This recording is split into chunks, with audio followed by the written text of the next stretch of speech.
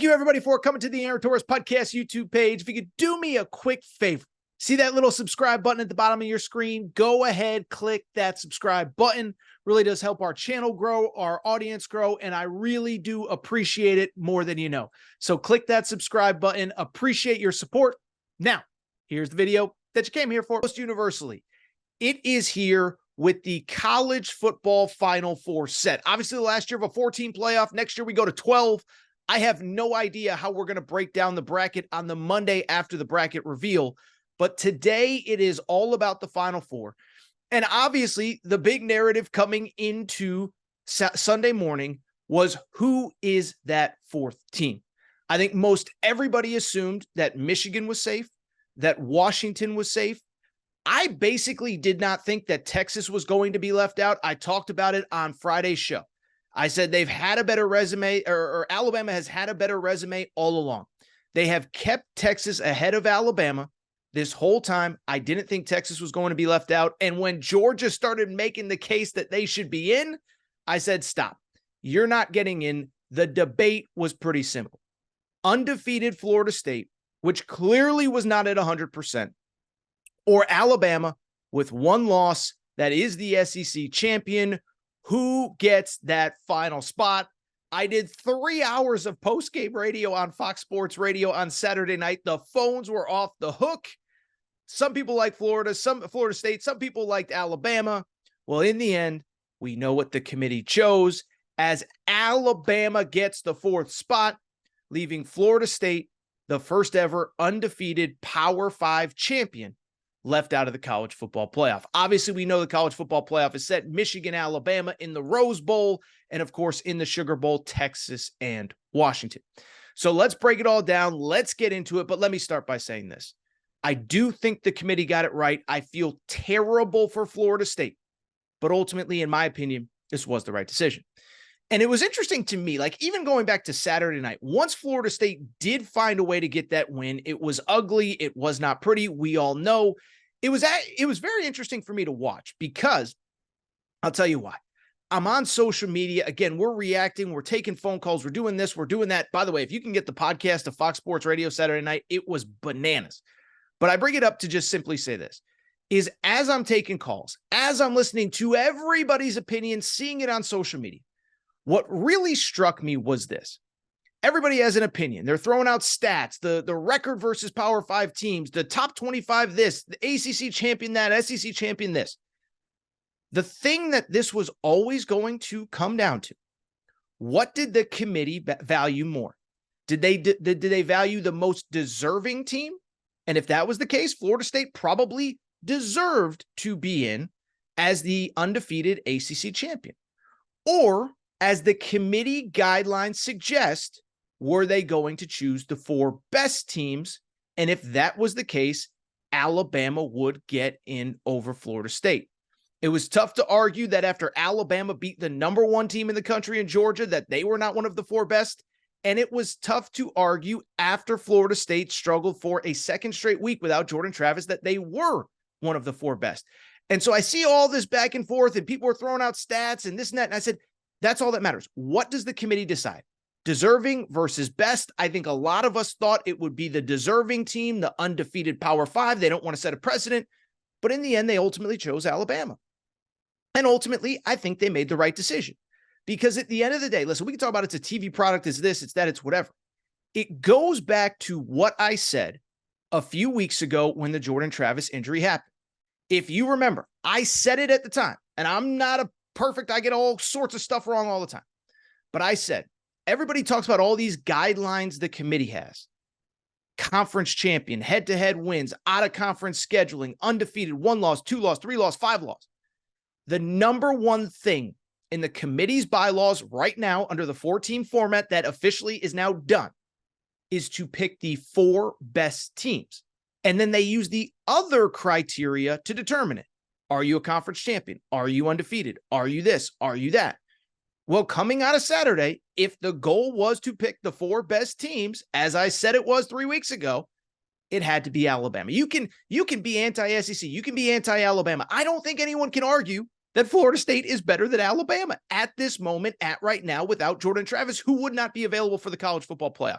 It'd be different if this was a 2-week injury and he might be able to play, but we know he's not playing. And first off, let's talk about Alabama's resume. It's not perfect. It's not unblemished, but for a team that almost missed out, it's pretty freaking good, right? 12-1. Their only loss came back on September 8th. September 8th was their only loss of the season. It came to a team that made the playoff, by the way. Like, it'd be one thing if they lost to, Texas Tech, whoever, Baylor, that was 3-9. They lost to a team that made the playoff. Since then, they have ripped off 11 straight wins. They have an incredible resume since then, 4 wins over top 25 teams, including what I would argue is the second best win of the year overall, which is beating Georgia on a neutral field. The only win, in my opinion, that's better than beating Georgia on a neutral field, Texas beating Bama at Bama. By the way, that's why I never thought Texas was going to get left out. Never thought Texas was going to get left out. But Bama, listen, we can agree, we can disagree. It's hard to argue after watching them against Georgia and looking at the totality. I know people are going to say, well, what about the Iron Bowl? Well, they won the Iron Bowl, and it wasn't pretty, but they found a way, and then they bounced back with the best win of their season.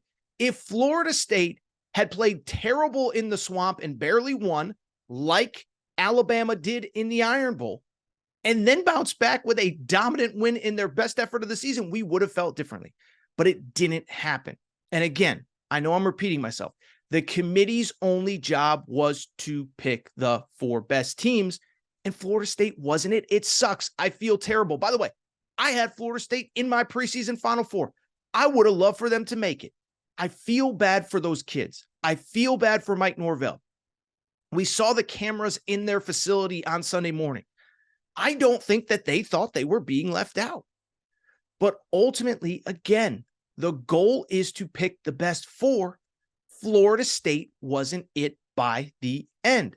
When they lost Jordan Travis, they did dominate North Alabama after he got hurt. But the last 2 weeks, 224 yards of total offense against Florida in the Swamp. 206 yards against Louisville. And if you want to argue Louisville's defense is okay, that's fine. But Kentucky scored 38 points against Louisville a week before. So don't tell me that Louisville is somehow the 85 Bears. They're not. And when I look at the Florida argument, 2 specific things stand out.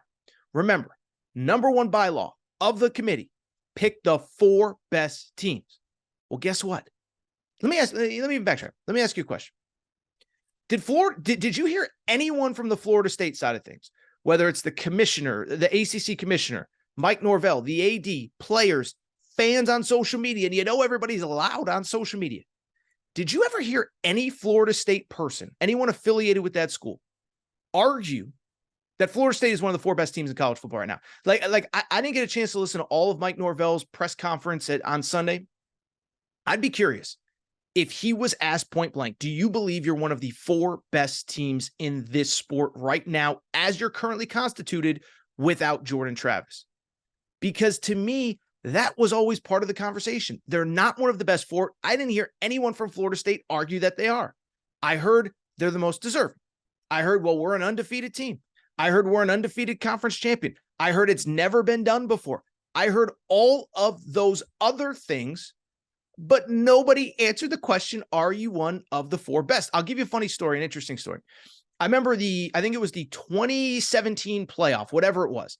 It was the year that Alabama with Tua beat Georgia in the SEC title game. But that year, not a lot of people remember. Alabama was the number 4 seed, and it came down to number 4 Alabama versus number 5 Ohio State. It was the number 1 seed was Clemson. The number 2 seed ended up being either Georgia or Oklahoma. I forget which. Oklahoma or Georgia was the 3 seed. So one semifinal was Georgia versus Oklahoma. That was the classic Baker Mayfield game. And then the other semifinal was Clemson, and it came down to Alabama versus Ohio State for the final spot, which, by the way, felt like 7 times in the 14 college football playoff, it came down to those 2 teams. But why I bring it up is because I remember going into that final night of the season. I remember Urban Meyer was the head coach at Ohio State. And at the time, he was asked point blank, do you believe you're one of the 4 best teams in college football? And he hemmed and he hawed. And, well, I mean, when you look at the total body of work and you this and you that, and it's like, he didn't answer the question. Now, maybe it's because it's Urban Meyer, but I'm just saying he didn't answer the question. It was a simple question. He wasn't one of the four best. They asked Nick Saban. He said, absolutely, we're one of the four best. We have this, we have that, we have blah, blah, blah. Coaches will I know coaches are BSers by nature, but they will also tell you the truth, and their words will tell you the truth. And again, I didn't hear a single Florida State person argue, yes, we are one of the four best team. I heard deserving. I heard resume. I heard this. I heard that. I never heard you're one of the four best. The other thing that I also I don't think the committee or I don't think the common people really thought about. I was thinking about this. Remember another factor that I think is important in the best conversation. Remember that the committee was all together watching games for the first time on Saturday. They get together early in the week prior to this, but they've never been together all watching games. So they were all sitting there for the SEC championship game. Alabama beats Georgia, Confetti Falls in Atlanta. But they were also all on a couch like you were at home on Saturday night watching Michigan. Didn't look very good, by the way, but they won and they're undefeated conference champion. And they were watching Florida State. And what I keep coming back to is after watching Alabama, and then that immediately rolls into Florida State versus Louisville in the ACC championship game. They all watched the game, 16-6 win. The defense was great. That's the most disappointing part about this whole thing. Florida State has a national championship caliber defense, but there's no Jordan Travis. But do you think when that committee watched those games together, do you think there was anybody after that game on that entire committee that stood up and said, man, that's one of the four best teams I've seen all year? No. And so again, that's where the best versus deserving came in. And the fact that they had a standalone stage, essentially, we knew Michigan was in, we knew they weren't losing to Iowa. So we were all watching that Florida State game. That standalone stage, they had the moment and they didn't capitalize. They won the game. Good for them. You're ACC champs forever. But if you wanted this opportunity, it was there and you didn't do enough. To me, that's the biggest difference between Florida. Like what I would say is this. Let me even keep it as simple as I possibly can. You want to know why Florida State is not in the college football playoff? And this would be a little bit of an abstract historical note, but I think it's worth tossing around here. The reason Florida State is not in the 4-team college football playoff is because they don't have their own Cardale Jones. Okay. And I know I'm going a lot of different directions, but stay with me. Remember in 2014, there were 6 teams for 4 spots. Alabama was in as the SEC champ. It was Oregon and Florida State. Oregon was the Pac-12 champ. Florida State was the ACC champ, ironically. And then there was Baylor and TCU in the Big 12. And there was Ohio State in the Big 10 in the 6th spot. And Ohio State was down to their 3rd-string quarterback. Braxton Miller got hurt in the preseason. JT Barrett came in. He got hurt in the Michigan game. They were down to their 3rd-string quarterback, a guy by the name of Cardale Jones. And they went into that Wisconsin game in the Big 10 championship game. And everyone assumed even if they won, it was going to be ugly. They ended up winning 59-0. And they kind of made a statement like, you can't leave us out. We're one of the 4 best. They get in, they end up winning the national championship. Florida State is not in for any reason other than that they did not have their Cardale Jones. They did not have their guy that could step in at the most important moment. And now, by the way, most teams don't have a 3rd-string quarterback who could do that. But again, you have a chance on a national stage to prove unequivocally that you deserve to be in, and you couldn't do it. You won the ACC. You proved you were the best team in that conference. You proved you were a great team with Jordan Travis, but you couldn't get in. So I feel bad for Florida State. I do. A couple other thoughts that I just want to throw out there. One, when I brought up the best versus most deserving conversation earlier on social media and even on my radio show on Saturday night, I had a lot of people push back with, well, I mean, if it's really about this is all about the SEC. And if it was really about the 4 best, then why not just put in Georgia? Like that was a real conversation, right? Was, well, I mean, if it's about the 4 best, then it's not about the 4 best. It's about the networks doing whatever they want. No, it's not about the networks doing whatever they want. Because remember last year, if the networks did whatever they wanted, you know who was number 5 last year? Alabama. We forget last year, the Final 4 was Georgia 1, Michigan 2, TCU 3, Ohio State 4. But never forget, the real debate, once the games ended, was TCU versus Alabama, a 2-loss non-SEC champion. And the committee said, Alabama, you're not good enough. We're not putting you in. So I just bring it up because it's not about like, oh, well, it's a TV product, so they clearly want Alabama. Then I heard it's a lot of, well, I mean, it's because they're in the SEC and Florida State's in the ACC. And I heard this a lot. I heard people like, well, Florida State has to leave the ACC now. I'm like, no, they don't. Stop with that. Bottom line is this. Obviously, look, nobody wants injuries. Can we let's stop with that. That's one. Two, I'm sorry, but if Michael Penix, God forbid, got hurt 2 weeks ago, and then Washington struggled against a terrible team and then struggled to beat a fringe top 15 team in the conference championship game, I don't think they would have been in. Let's say, okay, perfect example. Washington, Apple Cup.